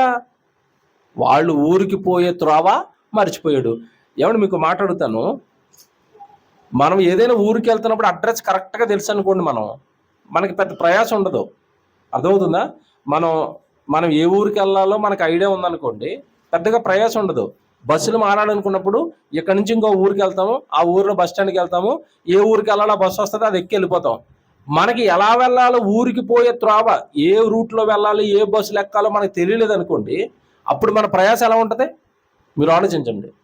మేము సువార్తలు తిరుగుతాం కదండి, కరీంనగర్ రండి, వరంగల్ రండి, ఈస్ట్ గోదావరి రండి, వెస్ట్ గోదావరి రండి అంటే ముందు వాళ్ళని అడుగుతాం, మేము ఎక్కడ దిగాలి, ఏ బస్సు ఎక్కాలి, అది ఏ ప్లాట్ఫామ్ మీదకి వస్తుంది. బస్సుల మీద వెళ్తే, ట్రైన్ల మీద వెళ్తే అడుగుతాం, రిజర్వేషన్ చేస్తారు, ఏ స్టేషన్లో దిగాలి, అక్కడి నుంచి మీటింగ్ ఎంత దూరం ఉంటుంది. ఊరికి పోయే త్రోవ మీద మనకు అవగాహన ఉందనుకోండి, ప్రయాణం ఎలా ఉంటుంది? ఈజీగా ఉంటుంది. త్రోవ మనకి తెలియకపోతే, మా జీవితంలో జరిగింది ఒకటి చెప్తాను, మీరు నవ్వుకుంటారు. ఇప్పుడు కర్నూలు దగ్గర ఒక ఊరు ఉంటుందండి, కర్నూలు దగ్గర కోసిగి, ఐడియా ఉందా ఎవరికైనా? కర్నూలు పక్కనే ఒక కోసిగి అని ఒక ఊరు ఉంటుంది. అక్కడ చాలా సంవత్సరాల క్రితం తండ్రి గారి సభలు జరిగాయి. కోసిగిలో తండ్రి గారి సభలు జరిగాయి, 3 రోజులు 4 రోజులు అనుకుంటాను అవి. ఆ సభలు జరుగుతున్నప్పుడు మేము అక్కడ సభలకు వెళ్ళిపోయాం. ఇక్కడ హైదరాబాద్ నుంచి ఆ సభలకు బయలుదేరారు కొంతమంది సహోదరులు. బయలుదేరుతూ మేము చెప్పాం, కోసిగి అని అడగండి, ఎంజీబీఎస్కి వెళ్ళి అక్కడ బస్సు ఉంటుంది, ఎక్కండి అని చెప్పాం. కోసిగి బస్సులు ఉన్నాయి డైరెక్ట్గా. వాళ్ళు వెళ్ళి ఏమండి ఎంజీబీఎస్ బస్ స్టాండ్కి వెళ్ళి వాళ్ళు కోసిగి బస్సే ఎక్కారు. విషయం ఏంటి తెలుసా? ఇదేమో ఆంధ్రాలో కోసిగి, తెలంగాణలో కూడా కోసిగి ఉందట. వాళ్ళు ఆ ఊర్లో దింపేసింది బస్సు. వాళ్ళు అక్కడికి వెళ్ళిపోయి సుందరరావు గారి సభలు ఎక్కడన్నా అడుగుతున్నారు. ఒక పల్లెటూరు అది. ఆ బస్సుకి అక్కడికి లాస్ట్ స్టార్టింగ్, అక్కడ మించి ఊరు కూడా లేదు, అక్కడ డెడ్ అండ్ ఊరు అది. బస్సు అక్కడికి వెళ్ళి నైట్ అక్కడ ఆగిపోయింది. ఆగిపోయేసరికి సుందరరావు గారి సభలు ఎక్కడ వాళ్ళు అక్కడ దిగిపోయి మాకు ఫోన్ చేస్తున్నారు, పోస్టల్ కనపడలేదు, ఎక్కడ డాడీ ఇవ్వండి, ఎక్కడ కనపడతాయి, అదిటది మేము ఎక్కడే ఉన్నామని అడ్రస్ చెప్తున్నాం, మేము చెప్తుంది వాళ్ళకి అర్థం అవ్వట్లేదు, వాళ్ళు చెప్తుంది మాకు అర్థం అవ్వట్లేదు. పక్కోడికి ఎవడన్నా ఫోన్ ఇవ్వండి అంటే పక్క ఊరోడికి ఇచ్చారు. వాడికి ఇచ్చి, బాబు ఇది కోసిగి అనా కర్నూలు పక్కన అంటే, కాదు తెలంగాణలో కోసిగి అన్నట్టు. నిజం చెప్తున్నానండి, వాళ్ళకి అక్కడి నుంచి రిటర్న్ బస్సులు లేవు. మళ్ళీ అదే బస్సులో పడుకున్నారు. తెల్లవారుజాము 5 గంటలు స్టార్ట్ అయింది మళ్ళీ రిటర్న్. అది మళ్ళా హైదరాబాద్ వచ్చి, హైదరాబాద్లో మళ్ళీ కర్నూలు కోసుకొచ్చి వచ్చారు. ప్రయాణం ఏమైంది ఇప్పుడు? అది ఆయాసం అయిపోయింది కదా. ఎందుకు ఆయాసం అయింది చెప్పండి? ఊరికి పోయే త్రోవ కరెక్ట్గా తెలీదు. ఇప్పుడు నేను పరలోకం వెళ్ళాలనుకున్నవాడు లోకంలో ఆయాసపడ్డండి, పడతాడా? లోక సంబంధమైన ఆయాసాలన్నీ భుజం మీద పెట్టుకుంటాడా? పెట్టుకోడండి. నిజం చెప్తున్నాను, నేను ఉద్యోగం చేసేవాడిని, సేవ చేసేవాడిని అండి. కొద్ది రోజులకి నాకు 2 ఆయాసం అవుతున్నాయి. ఓ దాన్ని వదిలేశాను. నేను వదిలేశానంటే ఉద్యోగం వదిలేశాను. ఎందుకు ఆయాసం? పరలోకం వెళ్ళాలనుకున్నప్పుడు సేవ కదా చేసుకోవాలి. పరలోకం వెళ్ళాలనుకున్నప్పుడు దేవుడి పనిలో కదా ఉండాలి. పరలోకంలో వెళ్ళాలనుకున్నప్పుడు దేవుడి సేవ, దేవుడి సన్నిధి, ఇది కదా మన టార్గెట్. లోకం ఎందుకు మనకి? ఆయాసం ఎందుకని? ఆయాసాన్ని దింపుకున్నాను, ప్రశాంతంగా దేవుడు సేవలో, దేవుడి పనిలో హ్యాపీగా తిరుగుతున్నాను ఈ రోజు నేను. ఇది మీకు ఎందుకు చెప్పానంటే, మనకి గమ్యం క్లారిటీగా లేనప్పుడు, మన ఊరు మనకు కరెక్ట్గా లేనప్పుడు, భూమి మీద మనం ఏం చేస్తాం? ఆయాసపడతాం, ప్రయాసపడతాం. ఈరోజు చూడండి, మనుషులు లోకంలో ఎన్ని ప్రయాసలు పడుతున్నారండి, ఎన్ని చదువులు, ఎన్ని ట్రైనింగ్లు, ఎన్ని ఉద్యోగాలు. ఏంటి ప్రయాస అంతంటే, లోకంలో నేనేదో సాధించాలి. మరి దేవుడి కోసం ఏమి సాధించరా? దేవుడి కోసం ఏమి నేర్చుకోరా? దేవుడి కోసం ఏమి చేయరా? ఇవి చేస్తే పరలోకం వస్తుంది. నువ్వు లోకంలో నువ్వేం చేసుకున్నా 60-70 ఏళ్ళు హ్యాపీగా ఉంటావు అంతే. నువ్వు లోకంలో ఎన్ని డిగ్రీలు చదివినా, ఎన్ని ట్రైనింగ్లు చేసినా, ఎన్ని ఉద్యోగాలు చేసినా, నీ 60-70 ఏళ్ళు పట్టిన అన్నం కోసం, నీ బట్టల కోసం, నువ్వు నివసించడం కోసం తప్ప, లోకంలో నువ్వు పడే ప్రయాస ఏది కూడా నీకు చిల్లి గవ్వ కూడా నీకు ఆత్మ సంబంధమైన జీవితానికి కానీ, నీ పరలోకపు ప్రయాణానికి కానీ, లోకంలో మనం పడుతున్న ఏ ప్రయాస పనికి రాదు. పనికి వస్తుందా? ఊరికి పోయే త్రోవ నీకు క్లారిటీగా ఉందంటే లోక సంబంధమైన ప్రయాసలు పడరు. అలా పడని భక్తులను ఒకటి చూపించి మీకు ముగించేస్తాను. బైబిల్లో అబ్రహాం గారని మనకు కనబడతారు. దేవుడు ఆయనకి దీవెన ప్రకారం పాలు తేలు ప్రవహించే దేశాన్ని ఇచ్చాడు. ఒక దేశాన్ని ఉన్న సంపద, ఒక దేశాన్ని మెయింటైన్ చేయడం అంటే ఎంత ప్రయాస, ఎంత ఆయాసం అండి అది. దేశం మొత్తం నీది అంటే ఆయాసం మామూలుగా ఉంటుందా? మీకు ఇలాగ అర్థం అవుదేమో. ఊర్లో మీకు 100 ఎకరాలు ఉందనుకోండి, ఆయాసం ఎలా ఉంటుంది మీకు? 100 ఎకరాలు మెయింటైన్ చేయడానికి. 100 ఎకరాలు కౌలుకి ఇవ్వడానికి, లేదా అందులో 50 ఎకరాలు మీరే పంట వేసారు అనుకోండి, కూలోళ్ళు, పురుగు మందులు, విత్తనాలు, ఎరువులు ఏమైనా ఖాళీగా ఉంటారా? ఇప్పుడు 100 ఎకరాలు ఉన్న ఆసామి ఖాళీగా లేకపోతే అబ్రహాంకి దేవుడు ఎంత ఇచ్చాడు? 200 ఎకరాలు, 100 ఎకరాలు కాదు, ఏమి ఇచ్చాడు తెలుసా? దేశం ఇచ్చాడు. దేశం ఇస్తే అబ్రహాం గారు ఎంత బిజీగా ఉండాలి? బిజీగా ఉన్నాడా? అబ్రహాం గారు బిజీగా ఉన్నాడు అనుకున్నారా? లేడు. ఎలాగున్నాడు చూపించరా? హెబ్రీ పత్రిక రండి ఒకసారి. హెబ్రీ పత్రిక 11వ అధ్యాయానికి రండి. హెబ్రీ పత్రిక 11వ అధ్యాయము 8వ వచనం చూద్దామా?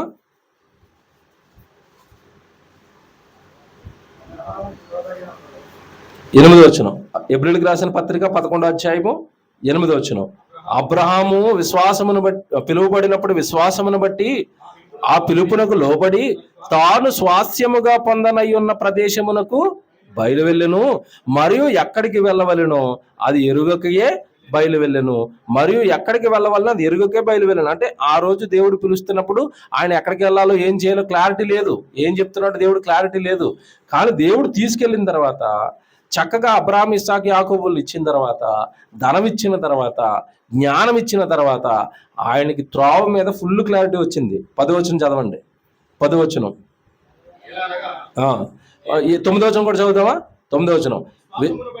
విశ్వాసమును బట్టి అతడు, అంటే పిలుస్తున్న టైంకి మామూలుగా ఉన్న తర్వాత దేవుడు మాటలను బట్టి అతను ఎలా మారిపోయాడు? విశ్వాసగా మారిపోయాడు కదా.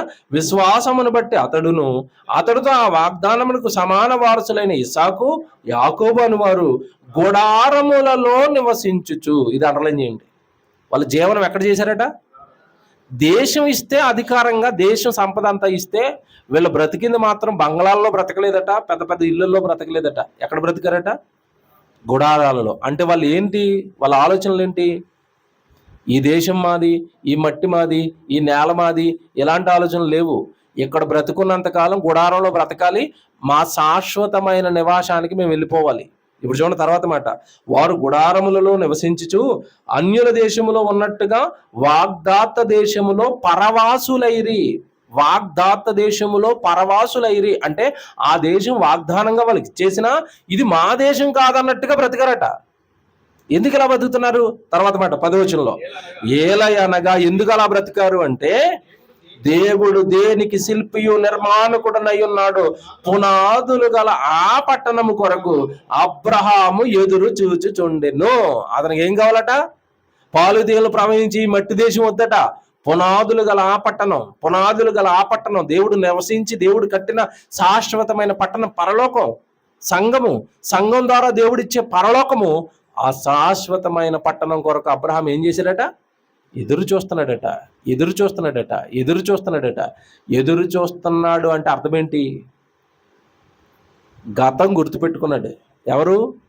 అబ్రహాము. ముందు దావీదుని జ్ఞాపకం చేశాను, అతనేం గుర్తుపెట్టుకున్నాడు? గతం. ఈయనేం గుర్తుపెట్టుకున్నాడు? గతం. నాది ఆ దేశం, నేను ఆ దేశానికి వెళ్ళిపోవాలి, త్రోవ నాకు రూట్ కావాలి, నేను అక్కడి నుంచి వచ్చాను, అక్కడికి వెళ్ళిపోవాలి. ఇప్పుడు ఇతను గుడారంలో నివసిస్తున్నాడంటే పెద్దగా ఆయాసం ఉంటుంది ఇతని జీవితంలో? ఏం లేదు కదండి. హ్యాపీగా గుడారం వేసుకుని తిని త్రాగి 60-70 ఏళ్ళు ఎప్పుడు గడిచిపోతాయా? దేవుడు చెప్పిన పని సంపూర్ణంగా నేను ఎప్పుడు చేసుకుంటానా? నేను పరలోకానికి వెళ్ళిపోవాలి. ఊరికి పోయే త్రోవ గుర్తుపెట్టుకున్నారా? గుర్తుపెట్టుకున్నారు. కిందకి రండి. కిందకి ఇంకా వస్తే ఒక మంచి మాట ఉంటుంది. 13వ వచనం.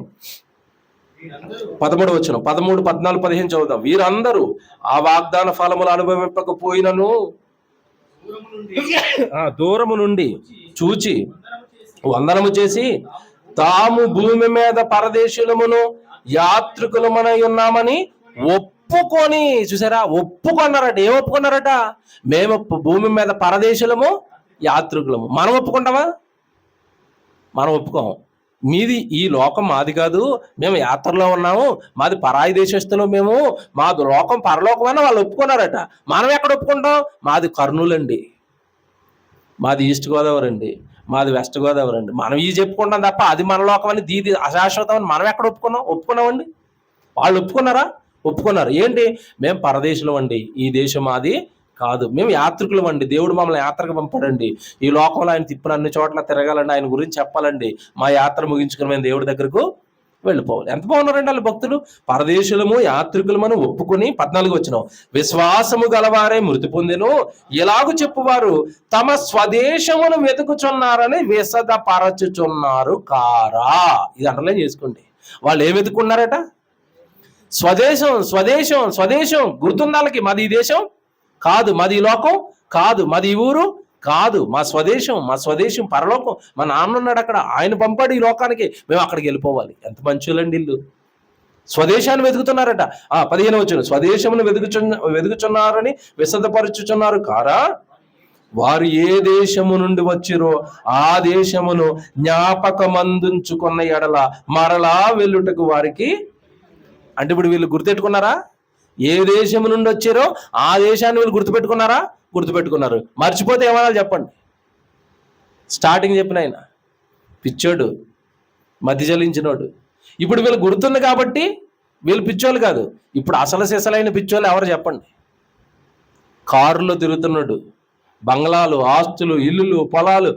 సాధించరా? నాకు లోకంలో ఏమండి ఈ మోటివేషన్ క్లాసులు పిల్లలకి ఇస్తారు కదండి, పాపం చదువుకునే వాళ్ళకి, ఉద్యోగాలు సంపాదించే వాళ్ళకి మోటివేషన్. నువ్వు సాధిస్తావు, నువ్వు సాధిస్తావు అంటే, ఒరే పరలోకం సాధిస్తావని మోటివేట్ చేయరా? ఇది చేసేవాడు ఎవడన్నాడు? సొంత దేశానికి వెళ్ళిపోవాలని మోటివేట్ చేయరా? 60-70 ఏళ్ళ ఈ జీవితానికి మోటివేషన్ ఇస్తున్నావు, 60-70 ఏళ్ళ ఈ జీవితానికి క్లాసులు అంటున్నావు, ఏదో సాధించాలంటున్నావు, ఏదో ఘనతలు అంటున్నావు, గొప్పలు అంటున్నావు. మరి పరలోకం? అసలు సిసలైన మతి చెలించిన గతం మర్చిపోయిన ఎవరో తెలుసండి? పరలోకం నాది, అక్కడ మా నాన్న ఉన్నాడు, అక్కడ నుండి నేను ఈ లోకానికి వచ్చాను. హైదరాబాద్ కానీ, కర్నూలు కానీ, విజయవాడ కానీ, ఏ ఊరైనా మాది ఈ దేశము కాదు అని ఎవరైతే గుర్తుపెట్టుకున్నారో వాళ్ళు పరలోకానికి వెళ్ళడానికి వీలు కలిగి బ్రతుకుతున్న వాళ్ళు. ఏ ఊరో గుర్తెట్టుకుంటే ఈజీగా ఊరికి వెళ్ళడానికి మనం ప్రయాణం చేస్తాం. మన పరలోకం అని మనం గుర్తుపెట్టుకున్నాం అనుకోండి, మనం పరలోకం వెళ్ళడానికి కూడా ఏం చేస్తాం? ప్రయత్నాలు చేస్తాం. పరలోకానికి వెళ్ళే ప్రయత్నాలు ఇది వాక్యం చదవటం, దేవుడి సన్నిధికి రావటం, దేవుడి సేవలో పాలు పంపులు పొందటం, భక్తిగా ఉండటం, ఈ లోకానికి దూరంగా ఉండటం, మన వీలైనంత సేవ మన దేహాన్ని బట్టి దేవుడికి మనం చేయటం. ఇది మనం ఉన్న దేశానికి మనల్ని నడిపించే మార్గం, త్రోవ. ఈ త్రోవ మనకు తెలియదు అనుకోండి, లోకంలో మనం ఏం చేస్తామంట? ఊరికి పోవు త్రోవ ఎరుగని వారే బుద్ధిహీనుడు తమ ఆయాసము చేత ప్రయాసపడుదురు. లోక సంబంధమైన ప్రయాస నువ్వు ఎంతకాలం పడినా 60-70 ఏళ్ల తర్వాత అండి, నిజం చెప్తున్నాను, ఇప్పుడు ఈ మాటలు వయసులో ఉన్న వాళ్ళకి, కాస్త యవ్వనంలో ఉన్న వాళ్ళకి, లోకంలో ఏదో సాధించాలనుకుంటున్న వాళ్ళకి మాటలు రుచించవు. కానీ నేను చెప్తున్న ప్రతి మాట మిమ్మల్ని జ్ఞాపకం పెట్టి బాధ పెట్టే వయసు ఎప్పుడు వస్తుందంటే కరెక్ట్గా 60-70 ఏళ్ల తర్వాత అండి. నేను చెప్పిందే జరుగుతుంది, రాసి పెట్టుకోండి. 60-70 ఏళ్ల తర్వాత ఇతను ఏదో సాధించాలనుకుంటాడు, మొత్తమే సాధించాడు అనుకుందాం. 1 కోటి రూపాయలు 2 కోట్లు సంపాదించాడండి. బాగా వినండి. పిల్లల్ని కనేసాడండి.